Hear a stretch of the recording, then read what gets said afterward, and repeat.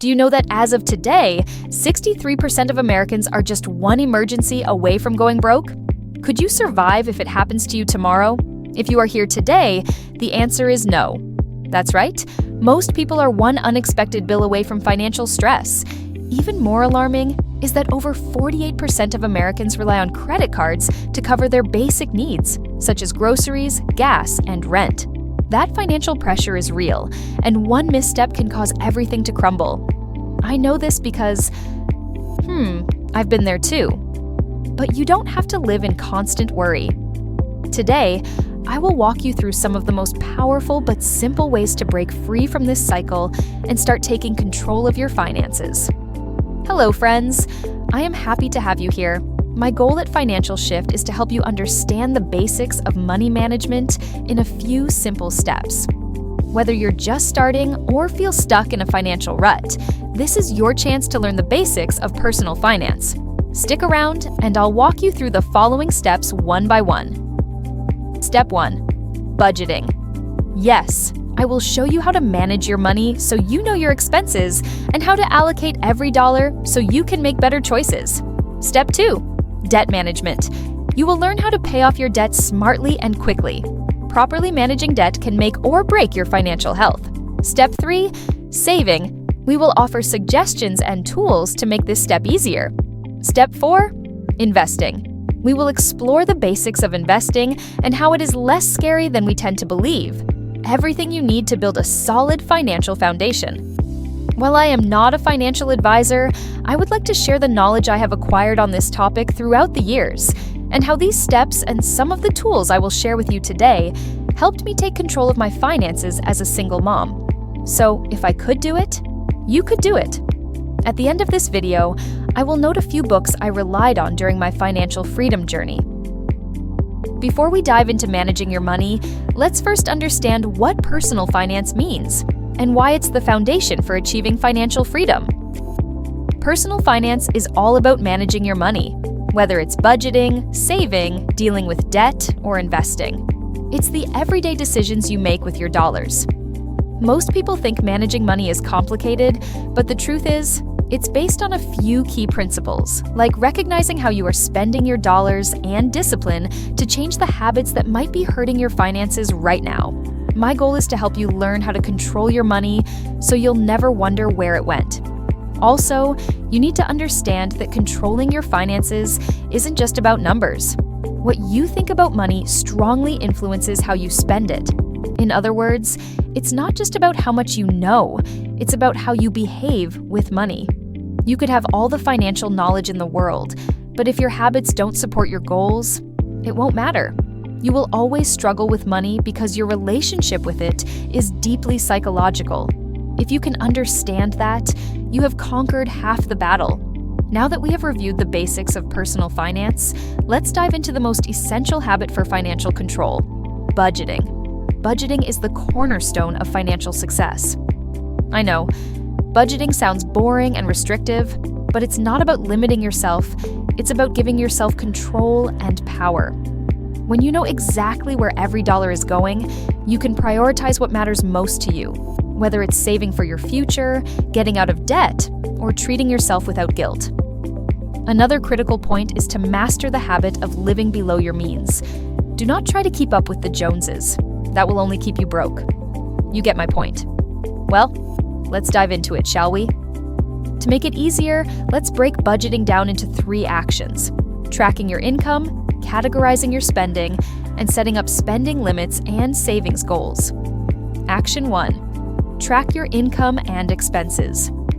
The first step in creating any budget is understanding your cash flow. It is suggested that you track every dollar for at least 30 days. Whether you use an app or a simple notebook, list your income and every expense, even that daily coffee. Nowadays, we have access to many free budgeting apps at our fingertips.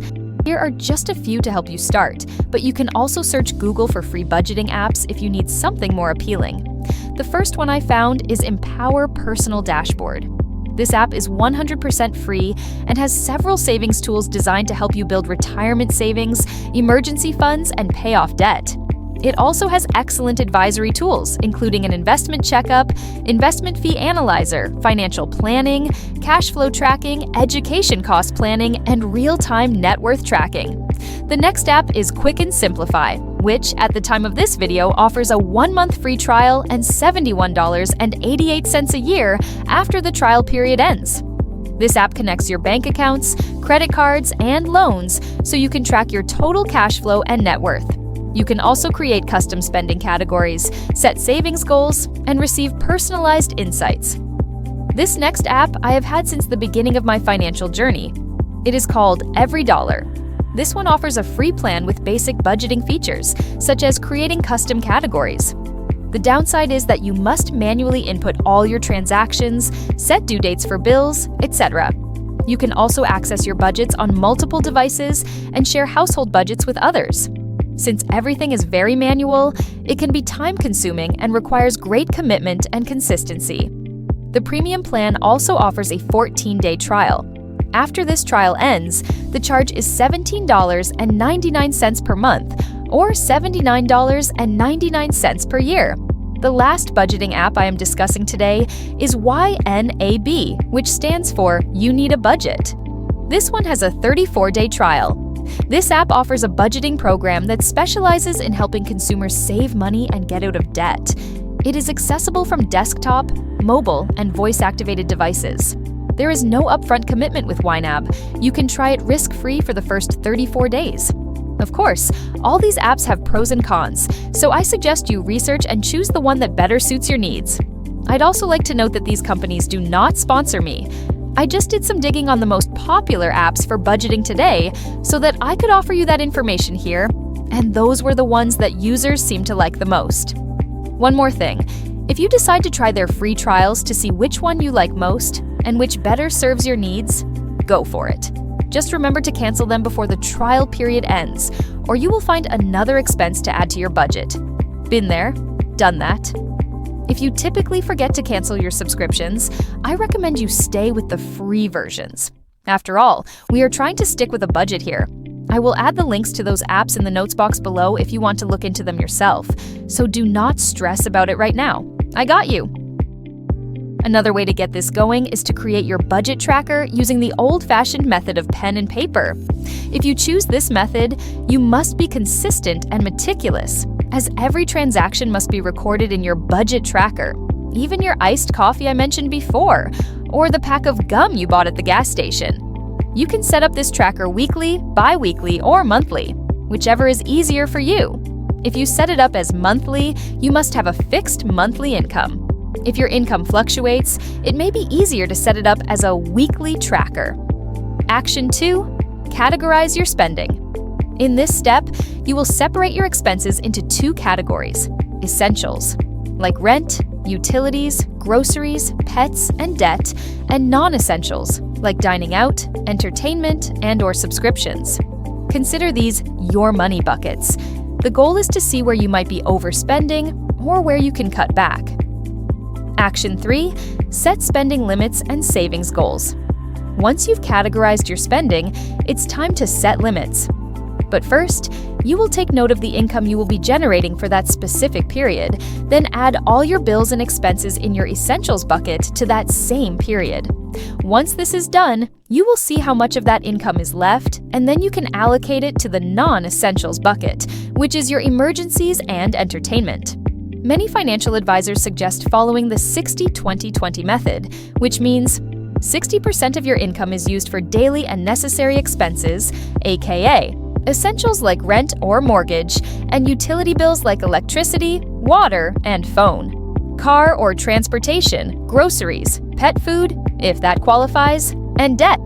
20% allocated to fun activities, whatever that looks like for you. The last 20% is for the future, like an emergency fund, savings, investments, and retirement goals.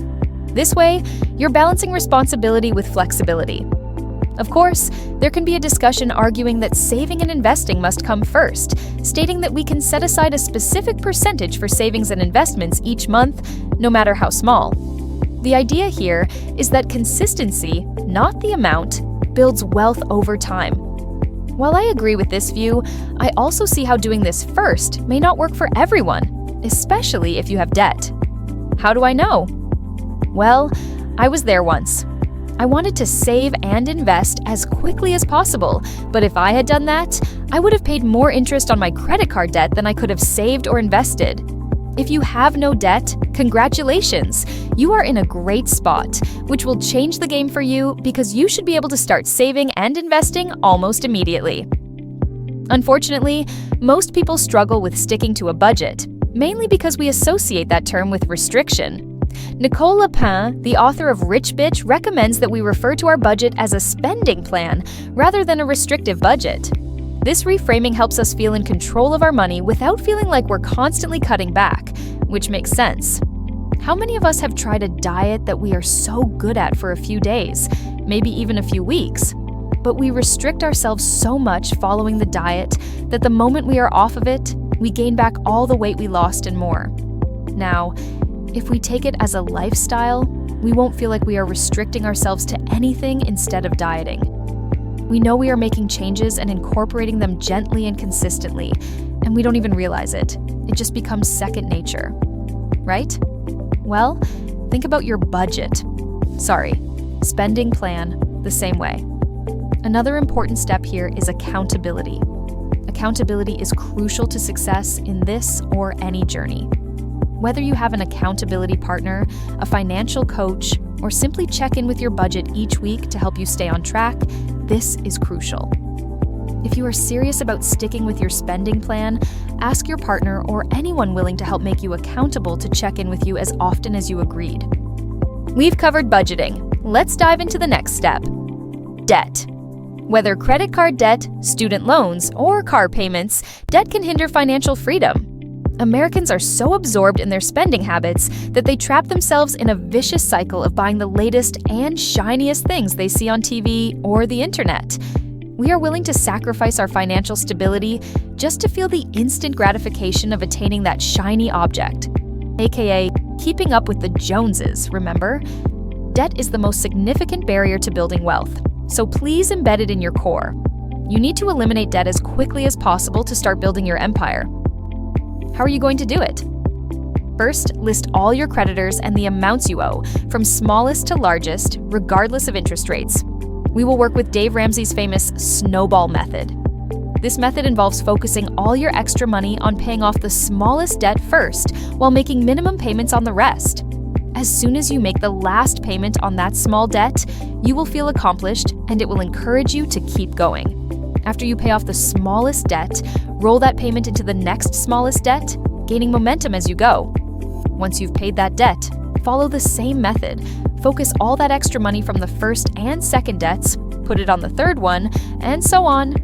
Believe me, this works. Ramsey says this isn't just about math, it's about motivation.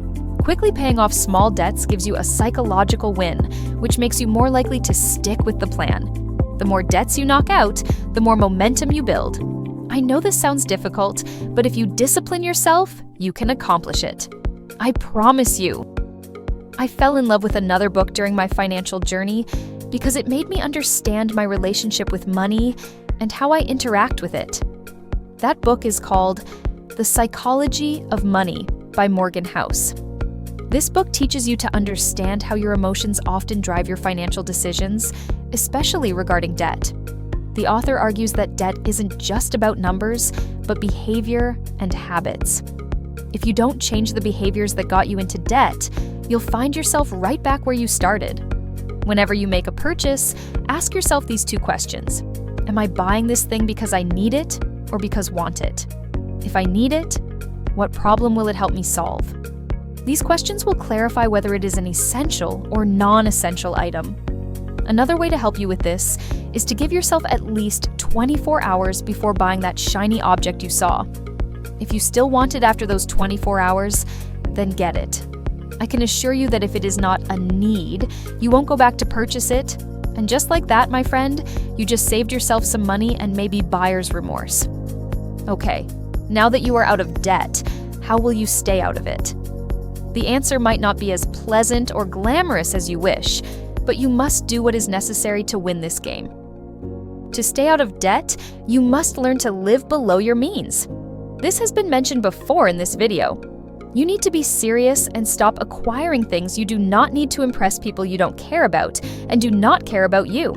Learn to live with the essentials, and you will start to see your money working for you, not the other way around. Now that you've got a budget in place and gained some literacy on how to get and stay out of debt, let's talk about the next most important aspect of personal finance: savings. Savings is where your financial security begins, and it's a key focus of your financial stability. When I followed Dave Ramsey's program, he recommended starting with an emergency fund of $1,000. Knowing that I had some cushion money for an emergency undoubtedly helped me feel less stressed, but that was almost 20 years ago. So, if you can stretch a little more, say $2,000 instead, then strive for that. I am saying this because of the cost of living today, but you can still have some sense of security with $1,000 if this is already a stretch for you. Once you have your emergency fund in place, please think of this money for what it is: for emergencies only. Think of this emergency fund as financial peace of mind. It's not for vacations or big purchases. An emergency fund gives you breathing room when life doesn't go as planned. Once you've tackled your debt and have your emergency fund in place, you can start building a larger emergency fund, 3 to 6 months of living expenses.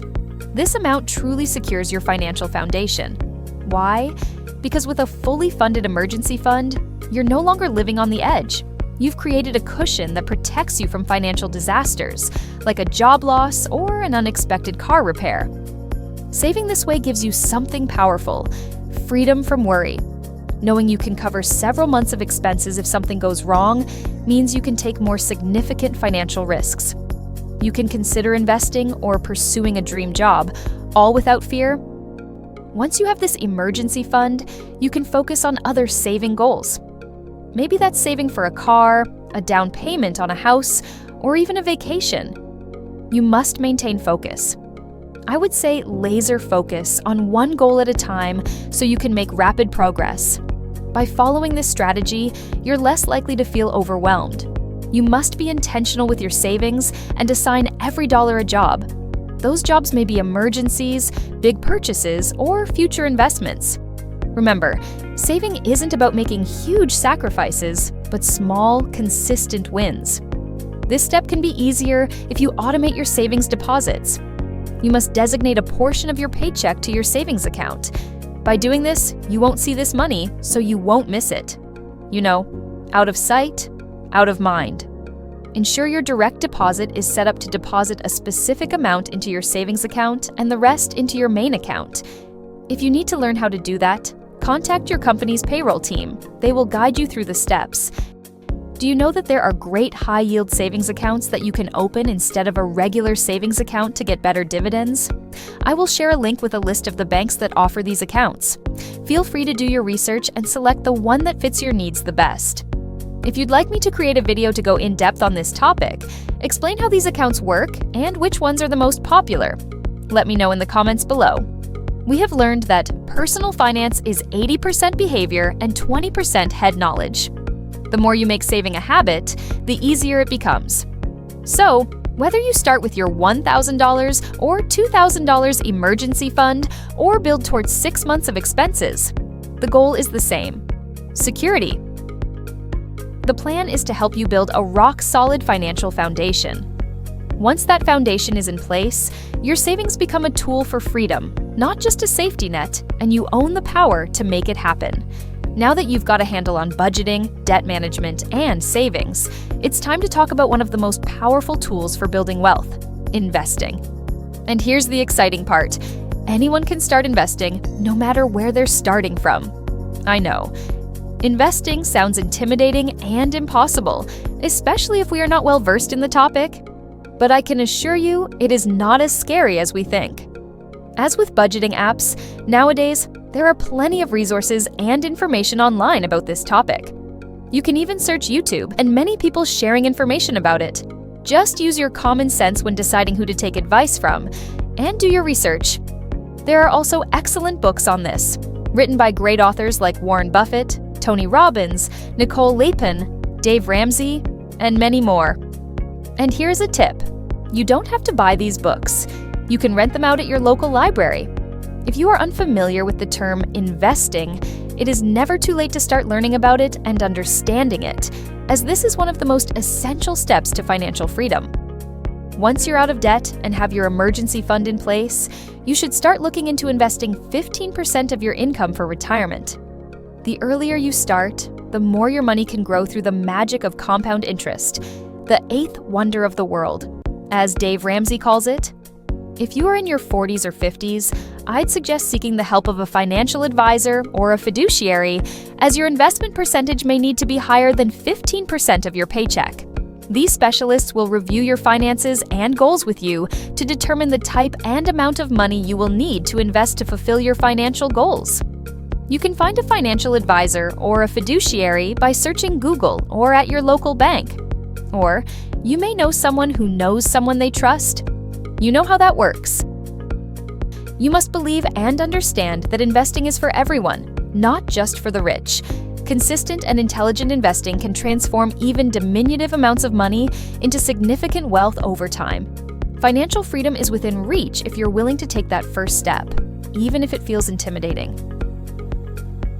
In her book, Rich Bitch, Nicole Lapine argues that investing isn't about being perfect or knowing everything.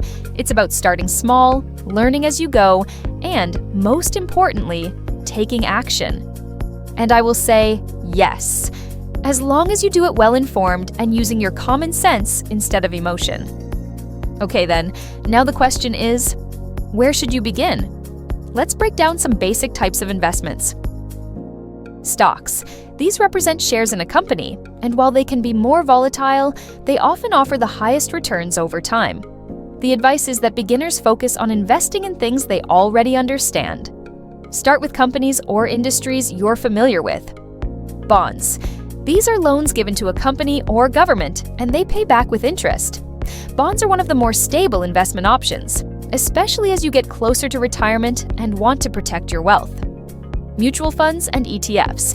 These are collections of bundled stocks or bonds, which means you're not putting all your eggs in one basket. People love these. Mutual funds are especially great options because they spread out your risk while offering the potential for solid growth over time. Index funds. Tony Robbins, another author I love and follow, is a big proponent of index funds. These funds simply track a market index like the S&P 500 and are a great low-cost, hands-off way to invest in the market. The key takeaway here is diversification. Whether starting with stocks, bonds, or index funds, spreading your money across different types of investments helps protect you from significant losses and increases your chances of long-term growth. Getting started with investing might seem overwhelming, but it doesn't have to be. Here are 2 simple steps to start investing. Opening a brokerage account and choosing beginner-friendly investments. Robinhood, Vanguard, Betterment, or any app or site you decide to start investing at offer support to walk you through the process. You just have to start.